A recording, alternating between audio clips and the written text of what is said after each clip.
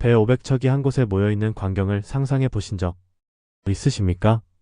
지금 부산항에 정박할 수 있는 선박이 대략 200척 안팎입니다. 그 부산항을 2배 반으로 채우고도 넘치는 숫자의 군선이 고려 땅 금강하구에 빼곡히 들어차 있었습니다. 1380년 고려 우왕 6년의 일입니다.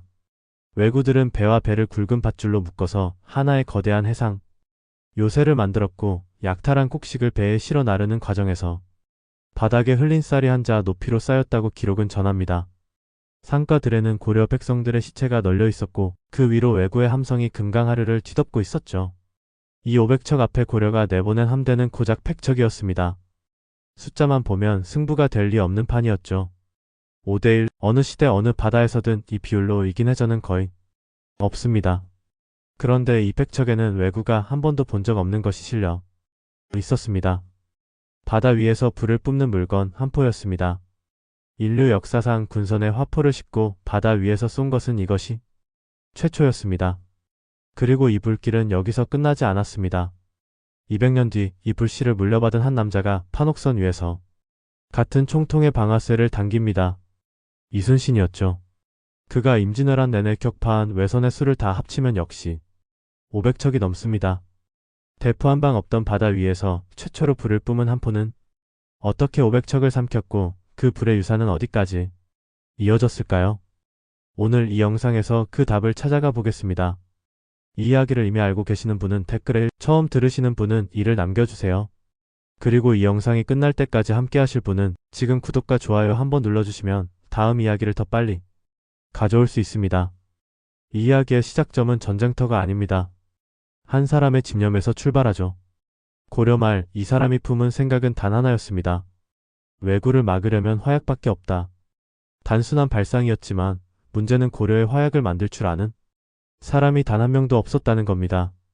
당시 화약 제조 기술은 원나라, 즉 중국에서만 보유하고 있었고 이것은 최고 수준의 군사 기밀이었습니다.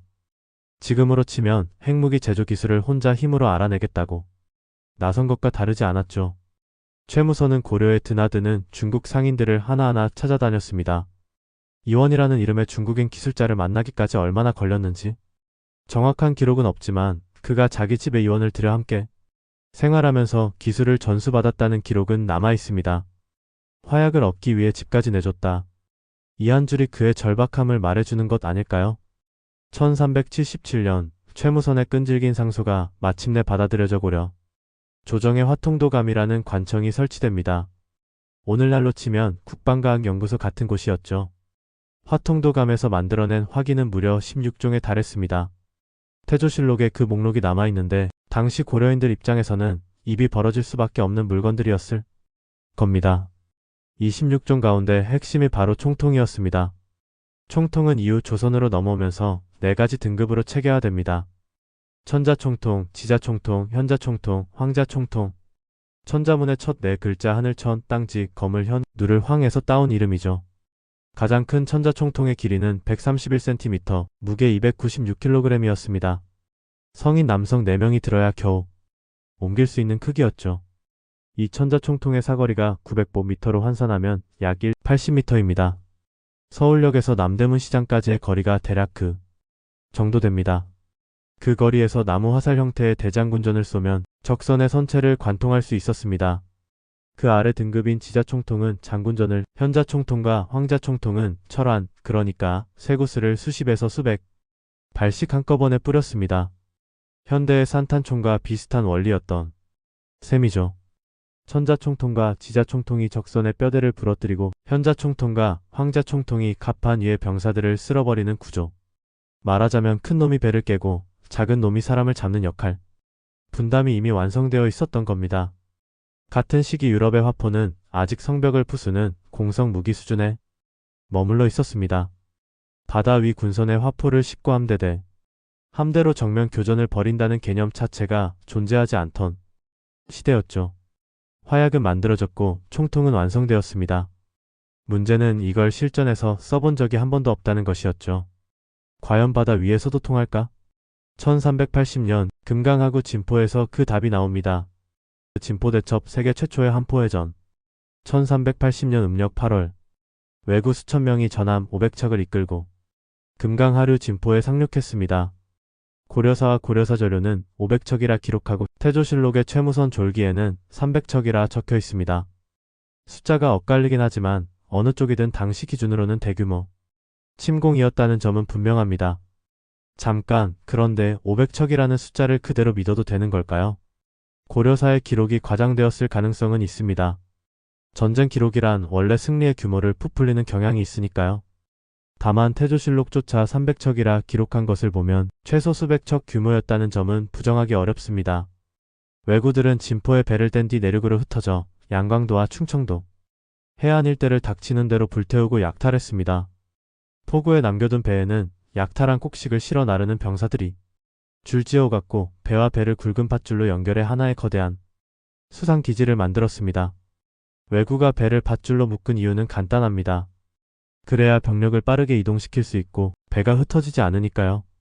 이 소식이 개경에 전해지자 고려 조정은 심덕부를 도원수, 나세를 상원수, 그리고 최무선을 부원수로 임명해 진포로 급파합니다.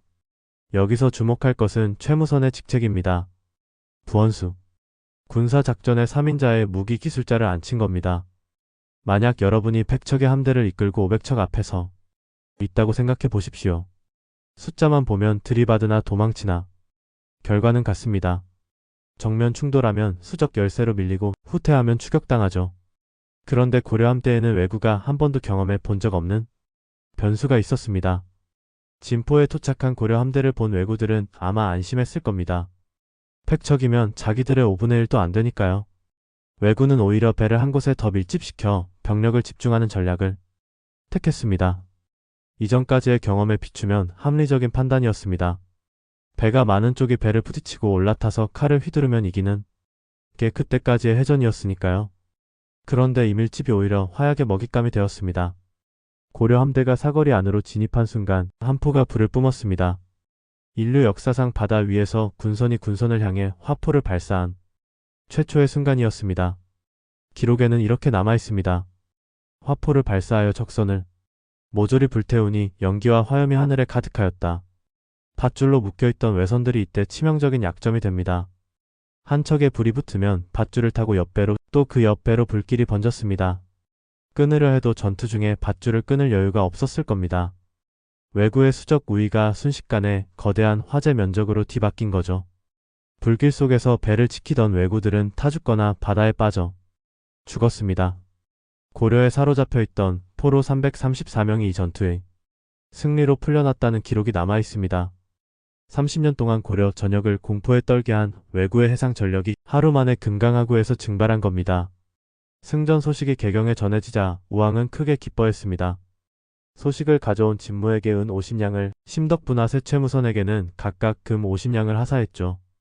고려의 문장가 권근은 최무선의 공을 축하하는 시를 지었고 이 시는 지금도 양촌집에 남아있습니다. 여기서 이야기가 깔끔하게 끝났다면 좋았겠지만 현실은 그렇지 않았습니다. 배가 모두 타버린 왜구들, 퇴각할 수단이 사라진 수천 명이 무장 집단이 고려 내륙에 갇혀버린 겁니다. 궁지에 몰린 왜구들은 독이 올랐습니다. 포로로 잡았던 고려인들을 무차별 살해했고 시체가 산처럼 쌓였다고 기록은 전합니다. 전라도와 경상도까지 닥치는 대로 불을 지르며 남하하면서 양광도, 전라도, 경상도의 해안 마을이 텅 비게 될 지경이었죠. 승리가 곧바로 또 다른 재앙을 낳은 셈이었습니다. 바다에서 이겼는데 육지에서 피가 흘렀다는 이 모순 전쟁이 잔인한 구조가 여기서 드러납니다. 이 내륙의 왜구 잔당을 마침내 소탕한 인물이 있었으니 바로 이성계였습니다. 같은 해 음력 9월 황산대첩에서 이성계가 왜구 본대를 격파하면서 진포대첩의 티수습이 이루어집니다. 흥미로운 건 이 구도입니다. 최무선이 바다에서 왜구의 배를 태워 테러를 끊고 이성계가 육지에서 갇힌 왜구를 섬멸했습니다. 의도한 합동 작전은 아니었지만 결과적으로 해군과 육군이 협공이 된 거죠. 그리고 진포에서 불을 뿜은 화포는 역사의 뒤편으로 조용히 사라지는 대신 200년 동안 천천히 진화하기 시작합니다. 그 시간에 무게 200년의 간극, 진포대첩이 1380년, 임진왜란이 1592년, 그 사이 212년이라는 시간이 놓여 있습니다. 이 200년 동안 고려는 멸망하고 조선이 들어섰습니다. 최무선의 화통도감은 조선의 군기시로 이어졌고 16종이던 화기는 더 정밀하게 분화되어 천자지자현자왕자, 총통 체계로 정비되었습니다. 그리고 이 총통을 실을 수 있는 배가 등장합니다. 판옥선이었죠. 판옥선은 갑판 위에 지붕 달린 구조물을 얹은 전투 전용 군함이었습니다. 핵심은 2층 구조에 있었는데 아래층에서 노를 젓고 위층에서 싸우는 분업이 가능했습니다. 총통을 배 위에 안정적으로 거치할 수 있는 구조. 바로 이것이 판옥선의 진짜 가치였습니다. 최무선이 불씨를 지피고 200년 동안 이름 없는 기술자들이 그 불씨를 옮기고 키우고 다듬었습니다. 불을 처음 만든 사람은 기억되지만 그 불을 꺼지지 않게 지킨 사람들은 대부분 이름 없이 사라졌습니다. 기술을 만드는 것보다 이어가는 것이 더 어렵다는 말이 있죠. 조선의 총통과 판옥선은 이름 없는 기술자들이 200년 동안 바통을 넘긴 결과물이었습니다. 그리고 1591년 이 판옥선 위에 올라탄 총통을 완전히 다른 차원의 무기로 바꿔놓을 인물이 전라자수영에 부임합니다. 이순신이 전라자수사에 임명된 것은 1591년 47살 때의 일입니다. 그런데 그의 이력을 보면 고개가 갸우뚱해지는 대목이 있습니다. 수군에서 복무한 경험이 사실상 1년 6개월 뿐이었다는 겁니다. 36살의 전라도 발포만으로 잠깐 수군에 몸담은 것이 전부였고 나머지 군생활은 함경도 동구비복관관 조산보 만호 같은 북방 육군 직책에서 보냈습니다. 수군을 총지휘하는 자리에 수군 경험이 거의 없는 사람이 앉은 겁니다. 보통이라면 이것이 약점이 됩니다. 경험이 없으면 기존의 싸움 방식을 모르면 실수하니까요. 그런데 이순신에게는 이 경험 부재가 오히려 다른 결과를 만들어냈을 가능성이 있습니다. 기존 수군의 관행에 묶이지 않았기 때문에 왜 꼭 그렇게 싸워야 하는가라는 질문을 던질 수 있었던 것 아닐까요? 부임하자마자 그가 한 일들을 보면 전쟁이 터지기 전부터 전쟁 이후를 준비하고 있었다는 인상을 지울 수 없습니다. 전선을 수리하고 군비를 확충하고 화포 사격 훈련을 강화하고 해도에 둔전을 설치해 군량을 자급하겠다고 조정의 상소까지 올렸습니다. 그리고 거북선이라는 새로운 전투선의 건조를 추진했습니다. 이 모든 준비가 끝나기 직전인 1592년 4월 13일 일본이 쳐들어옵니다. 부산과 동래가 함락되었다는 급보가 전라자수영에 도달한 것은 이틀 뒤인 4월 15일 경상자수사 박홍은 군사를 버리고 육지로 도망쳤고 경상우수사 원규는 싸워보지도 않고 뒤로 물러났습니다. 조선 수군은 한번 싸우지도 않고 남해의 제해권을 내준 상태였습니다. 이 상황에서 이순신은 즉시 전선을 정비하고 임전태세에 들어갑니다. 5월 4일 전선 24척, 협선 15척, 포작선 46척, 총 85척의 함대를 이끌고 여수를 떠났습니다. 수군 경험 1년 6개월인 지휘관의 첫 실전 출격이었습니다. 그리고 이 첫 출격부터 마지막 전투까지 이순신은 단 한 번도 치지 않습니다. 이것이 어떻게 가능했는가? 답은 200년 전 진포에서 불을 뿜은 바로 그 무기 총통에 있었습니다. 그 이순신의 한포전술 혁명. 당시 바다 위의 전투는 전 세계 어디서나 비슷한 방식이었습니다. 배를 부딪히고 적선에 올라타고 갑판 위에서 칼과 창으로 싸우는 등선백병전. 일본 수군은 이 싸움에 능숙했습니다. 생고쿠 시대 100년간의 내전을 거치며 단련된 보병들이 배 위에서도 칼을 휘둘렀고 빠른 소형 전투선인 세키부네를 타고 재빨리 접근해 올라타는 기동력이 그들의 무기였습니다. 이순신은 이 싸움을 정면으로 받지 않았습니다. 붙지 않고 쏜다. 이것이 이순신 해전 전술의 본질이었습니다. 판옥선은 일본의 세키부네보다 크고 느렸습니다. 속도와 선회력에서는 불리했죠. 하지만 그 크고 무거운 선체 위에 총통을 여러 문 거치할 수 있었습니다. 이순신은 이 장점을 극대화하고 약점을 노출하지 않는 전장을 골랐습니다. 넓은 바다로 적을 유인하고 한포 사거리 안에서 집중포화를 퍼부어 적선을 깨뜨린 뒤 적이 갑판에 올라타기 전에 이미 승부를 끝냈습니다. 유효 사거리 안에서 대장군전으로 적선의 뼈대를 부수고 더 가까워지면 조란환이라 불리는 쇠구슬 수백 발을 한꺼번에 뿌려 갑판 위에 병사들을 쓸어버렸습니다. 적이 칼을 들기도 전에 전투가 끝나는 상황. 이것은 당시 세계 어디에도 없던 전쟁 방식이었습니다. 옥포해전 첫 번째 실전. 1592년 5월 7일 옥포 앞바다. 외선 30여 척이 정박해 있었고 왜군 대부분은 육지에 올라가 약탈 중이었습니다. 이순신 함대가 나타나자 왜군은 급히 배로 뛰어내려왔지만 이미 총통의 사거리 아니었습니다. 포화와 불화살에 외선 26척이 격파되었고 이것이 이순신의 첫 해전이자 임진왜란에서 조선 수군이 거둔 최초의 승리가 됩니다. 사천해전 거북선의 첫 출전. 옥포 승리 후 약 3주 뒤인 5월 29일. 사천 포구에 외선 12척이 줄지어 매어 있고 뒷산에 왜군이 진을 치고 있었습니다. 이순신은 이 전투에서 처음으로 거북선을 실전에 내보냅니다. 거북선이 대체 어떤 배였기에 이야기에서 빠질 수 없는 것인지 잠시 뒤 왜군의 반응이 직접 보여줄 겁니다. 마침 썰물이라 포구에 접근하기 어려웠던 이순신은 일단 후퇴하며 적을 넓은 바다로 유인하려 했습니다. 왜군은 따라 나오지 않았죠. 시간이 흐르고 밀물이 들어오자 이순신은 거북선을 돌격선으로 먼저 투입했습니다. 거북선이 적진 한가운데로 돌진하면서 천자지자 현자왕자 총통을 동시에 발사했습니다. 덮개로 뒤덮인 입에는 적이 올라탈 수 없었고 올라타면 덮개 위에 꽂아둔 송곳에 찔렸습니다. 일본군 입장에서는 불을 뿜으며 달려오는데 올라탈 수도 없고 가까이 가면 총통에 맞고 멀리 떨어지면 판옥선에 포화해 갇히는 상황이 된 거죠. 외선 13척이 모두 격파되었고 이 전투에서 이순신 본인이 왼쪽 어깨에 초총 탄환을 맞습니다. 여기서 주목할 장면이 있습니다. 이순신의 기함이 조총의 유효 사거리 안에 들어가 있었다는 뜻입니다. 지휘관이 가장 뒤에서 명령만 내린 게 아니라 최전선에 서 있었던 거죠. 더 놀라운 것은 이 부상을 그가 기록에서 어떻게 처리했느냐입니다. 난중일기에는 부상 사실이 담담하게 적혀있을 뿐 고통을 호소하는 문장은 없습니다. 1년 뒤 유성룡에게 보낸 편지에서야 아직 상처가 아물지 않는다는 언급이 나옵니다. 당포해전 적장에 목을 치다. 사천 이후 불과 며칠 뒤인 6월 2일 당포 선창. 외선 21척이 정박해 있었고 외장 구르시마가 이끄는 함대였습니다. 거북선을 앞세운 조선 수군의 공격에 구르시마가 전사하고 외선 21척이 모두 격파됩니다. 당항포해전 포위 선멸. 6월 5일 당항포 대만. 외선 26척이 정박 중이었습니다. 조선 수군은 적선을 포위한 뒤 거북선을 먼저 돌입시키고 뒤따르는 판옥선이 집중포화를 퍼부었습니다. 26척 전멸이었습니다. 여기서 한 가지 짚어볼 부분이 있습니다. 이순신이 대단한 게 아니라 일본 수군이 약했던 건 아닌가? 일본 수군이 해전 경험이 적었던 건 사실입니다. 센고쿠 시대의 주요 전장은 육지였고 체계적인 수군 운영 경험은 부족했습니다. 하지만 아무 전투력도 없는 오합지졸은 아니었습니다. 무라카미 수군, 구루시마 수군 같은 세력은 세토 내에서 수십 년간 해상전을 벌여온 전문 해적 출신 함대였고 이츠쿠시마 전투 같은 대규모 해전 경험도 있었습니다. 결정적으로 일본군에게 부족했던 것은 수군 경험이 아니라 함포 화력이었습니다.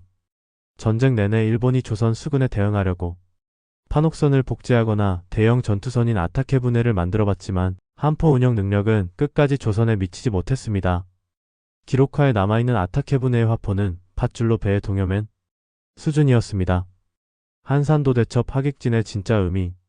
1592년 7월 8일 한산도 앞바다 와키자카 야스하루가 이끄는 일본 정예함대 73척이 견내랑에 집결해 있었습니다. 도요토미 히데요시가 새 수군장이 합세하여 조선 수군을 무찌르라고 명령했건만 와키자카는 자신의 능력을 과신하고 단독으로 출격한 상태였습니다. 이순신은 견내량이 좁아 아군에게 불리하다고 판단하고 판옥선 56척으로 적을 공격하다 일부러 후퇴하는 척하며 넓은 한산도 앞바다로 유인했습니다.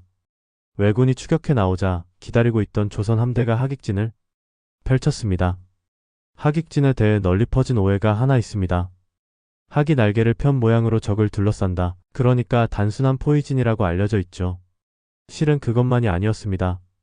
당시 조선 수군의 총통은 포신이 짧고 화살형 발사체의 탄도가 곡선이었습니다. 일직선으로 쏘면 명중률이 떨어질 수밖에 없었죠. 하객진의 진짜 핵심은 여기 있었습니다. 적 함대를 반원형으로 둘러싼 뒤 사방에서 동시에 발사하면 곡선을 그리는 발사체들의 탄착점이 중앙으로 모이면서 명중률이 급격히 올라가는 구조였습니다. 포위 목적이 아니라 명중률 극대화 장치. 이것이 하객진의 본질이었습니다. 이 전술이 적중하여 외선 59척이 격파되었고 와키자카의 가신들 다수가 전사했습니다. 남은 14척만이 겨우 도주에 성공했습니다. 한산도 대첩 직후 와키자카와 합류하려던 쿠키가토 함대는 안골포에 발이 묶여 있었습니다. 이순신은 안골포까지 진격해 추가로 30여 척을 격파합니다. 유성룡은 이 한산도 대첩의 의미를 징비록에 이렇게 적었습니다. 적의 팔 하나를 자른 것이다.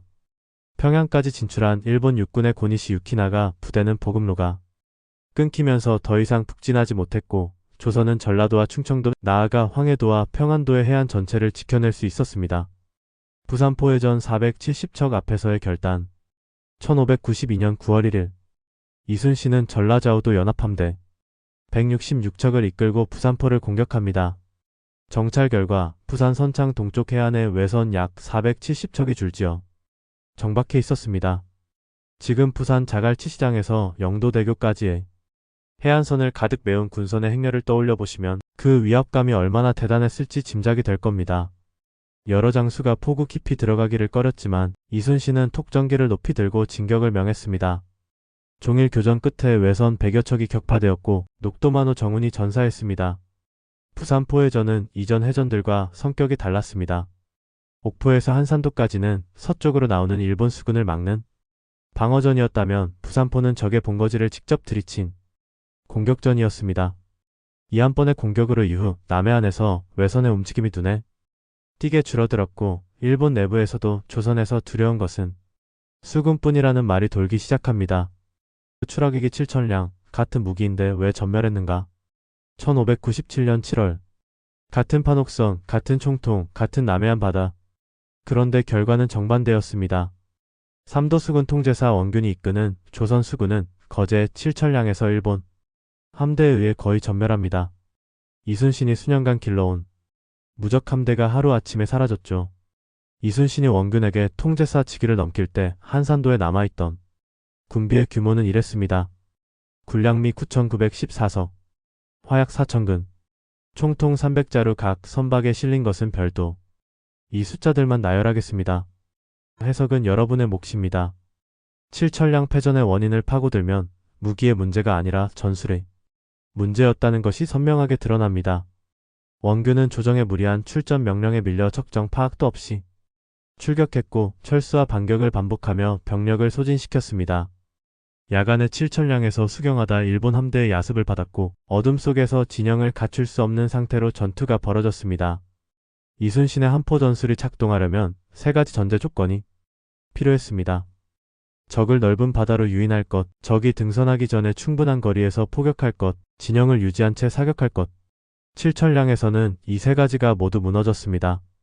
야간 근접 조우전에서 일본군이 먼저 올라탔고 조선 수군은 자신들의 장점인 한포를 한 번도 제대로 쏘지 못한 채 갑판 위에서 칼에 쓰러졌습니다.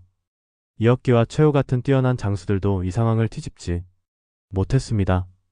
전투 조건 자체가 조선 수군에게 모든 불리함을 안겨주는 구조였기 때문입니다. 결국 무기가 전쟁을 이기는 게 아니었습니다. 총통은 그 자리에 그대로 있었고 판옥선도 그대로였습니다. 달라진 것은 그것을 운용하는 사람, 그리고 그 사람이 만들어내는 전투의 조건이었습니다.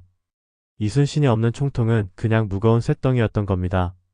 7천량 패보가 조정에 전해지자 조야가 경악했습니다. 선조는 급히 비국 대신을 불렀으나 아무도 대책을 내놓지 못했고 병조판서 이항복만이 이순신을 다시 통제사로 기용해야 한다고 말했습니다. 이순신을 모함으로 끌어내린 바로 그 조정이 석 달 만에 다시 이순신을 불러야 했던 겁니다. 복귀한 이순신 앞에 남은 것은 병사 120명과 전선 12척이었습니다. 하지만 이순신은 조정에 유명한 장계를 올립니다. 신에게는 아직 12척의 배가 있습니다. 그리고 그 12척으로 명량에서 외선 31척을 격파합니다. 다시 총통이 불을 뿜었습니다. 같은 시대 바다 건너에서는 같은 16세기 후반 유럽의 바다에서는 어떤 전쟁이 벌어지고 있었을까요? 1571년 레판토 해전. 오스만 제국과 유럽 연합함대가 지중해에서 격돌한 당시 서양 최대 규모의 해전이었습니다. 이 전투의 핵심 전술은 첩현전이었습니다.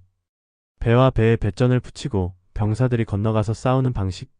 일본 수군의 등선 백병전과 본질적으로 같은 구조였죠. 유럽 함선에도 하포가 있긴 했습니다. 하지만 이때까지 유럽의 해전에서 함포는 보조 수단이었습니다. 진짜 승부는 배를 붙인 뒤에 백병전에서 결정됐죠. 유럽 해전에서 함포가 주력 무기로 자리 잡은 시점은 1588년 칼레 해전 아르마다 해전 무렵부터입니다. 영국 해군이 스페인 무적 함대를 상대로 첩현전을 피하고 기동하면서 원거리 포격을 가하는 전술을 사용했습니다. 1588년. 이순신의 옥포해전이 1592년입니다. 겨우 4년 차이. 거의 같은 시기에 지구 반대편에서 같은 개념의 전술적 전환이 일어난 겁니다. 그런데 결정적인 차이가 있습니다. 영국은 칼레 해전에서 스페인 함대에 큰 피해를 입히긴 했지만 결정적 타격은 폭풍우가 입혔습니다. 순수하게 한포 교전만으로 적 함대를 체계적으로 경멸한 것은 이순신이 먼저였습니다. 더 거슬러 올라가면 군선의 화포를 싣고 바다 위에서 함대 포격전을 벌인 것 자체가 1380년 진포대첩이 세계 최초였습니다. 칼레 해전보다 208년 앞선 일이었습니다. 이 시간 차이를 가만히 들여다보면 한 가지 사실이 보입니다. 고려의 최무선이 바다 위에서 한포를 쏜 1380년, 유럽은 아직 100년 전쟁 한가운데에서 기사들이 말을 타고 돌격하던 시대였습니다. 그로부터 200년 뒤 이순신이 그 유산을 완성했을 때 유럽은 겨우 배에서 대포를 쏘면 되겠다는 개념을 실험하기 시작한 단계였죠. 1571년 레판토에서 배를 붙이고 칼을 휘두르던 유럽. 1592년 한산도에서 배를 붙이지 않고 포만수와 59척을 침몰시킨 조선. 이 두 장면을 나란히 놓겠습니다. 어떤 느낌이 드시는지는 여러분의 판단에 맡기겠습니다. 이 영상에 처음으로 돌아가 보겠습니다. 대포 한 방 없던 바다 위에서 최초로 불을 뿜은 한포는 어떻게 500척을 삼켰고 그 유산은 어디까지 이어졌는가? 1380년 최무선은 화약이라는 불씨를 만들었습니다. 그 불씨로 진포에서 외선 500척을 태웠습니다. 불씨는 꺼지지 않았습니다. 200년 동안 이름 없는 기술자들의 손을 거쳐 총통이 되고 판옥선이 되고 거북선이 되었습니다. 1592년 이순신은 그 불씨를 받아들고 전혀 다른 전쟁을 만들었습니다. 배를 부딪히고 올라타는 시대에 거리를 두고 불을 뿜는 시대를 열었습니다. 옥포에서 26척, 사천에서 13척, 당포에서 21척, 당항포에서 26척, 한산도에서 59척, 안골포에서 30척, 부산포에서 100여 척. 임진왜란 전체를 통틀어 이순신이 격파한 외선은 500척을 훌쩍 넘습니다. 진포의 500척, 이순신의 500척. 212년의 간격을 두고 같은 숫자가 반복됩니다. 그런데 7천량은 보여주었습니다. 같은 총통, 같은 판옥선으로도 전멸할 수 있다는 것을. 결국 500척을 삼킨 것은 화포가 아니었습니다. 화포를 만들겠다고 중국인의 집에 기어들어간 최무선의 집념. 200년 동안 그 기술을 이어간 이름 없는 장인들의 손. 그리고 붙지 않고 쏜다는 한 줄의 원칙을 끝까지 관철한 이순신의 판단. 기술이 전쟁을 이기는 걸까요? 기술을 쥔 사람이 전쟁을 이기는 걸까요? 이 질문에 대한 답은 하나로 정해져 있지 않을 겁니다. 다만 한 가지는 분명합니다. 최무선이 불씨를 만들지 않았다면 진포의 승리는 없었고 이순신이 그 불씨를 다른 차원으로 끌어올리지 않았다면 한산도의 기적도 없었습니다. 불씨를 만든 사람, 불씨를 지킨 사람, 불씨를 전쟁의 판도를 바꾸는 불길로 키운 사람. 이 세 가지가 모두 갖춰졌을 때 500척이 불탔습니다. 여러분이 만약 1380년 진포의 고려 수군 지휘관이었다면 100척으로 500척 앞에 서는 그 순간 화포를 믿고 전진했을까요? 아니면 숫자를 보고 후퇴했을까요? 여러분의 선택을 댓글로 남겨주세요. 그리고 이 영상에서 다루지 못한 이야기가 하나 있습니다. 이순신이 12척으로 명량에서 31척을 깨부순 그 전투. 그날 바다에서 정확히 무슨 일이 벌어졌는지 다음 영상에서 낱낱이 풀어보겠습니다. 다음에 다뤘으면 하는 역사 인물이나 사건이 있으면 댓글로 알려주세요.